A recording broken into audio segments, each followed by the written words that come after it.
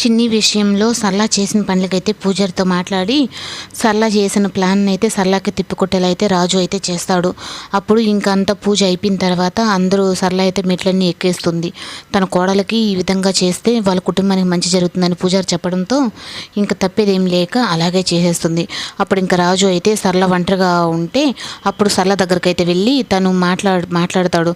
నువ్వు నా చిన్ని విషయంలో చాలా ఇబ్బందులు పెడుతున్నావు, నేను సహిస్తూ ఊరుకోను అని చెప్పనంటే అప్పుడు సరళకైతే చాలా కోపం వచ్చి నువ్వేం చేయగలుగుతావు, ఇప్పుడు నిన్ను నాన్న అని చెప్పని నా కూతురు అంటున్నావు కదా, తనేమన్నా నేను నాన్న అని పిలుస్తుందా, ఇప్పుడు నన్ను అత్తయ్య అని మామయ్య అని వాళ్ళ అమ్మని అమ్మ అని పిలుస్తుంది కదా, అలా నేను నాన్న అని పిలుస్తుందా, నా కూతురు అని చెప్పని అనుకుంటున్నావు, నీలాంటి అలా ఆ పిలుపుకు దూరమైన నీలాంటి వాడు నీ వల్ల ఎవరికి మంచి జరిగింది, నీలాంటి వాడు బతకడం కంటే చనిపోవడమే మేలని చెప్పని అప్పుడు రాజునైతే తన మాటలతో చాలా బాధ పెడుతుంది. అప్పుడు రాజు అయితే ఏం మాట్లాడకుండా అలాగే తను ఏడుస్తూ ఉంటాడు.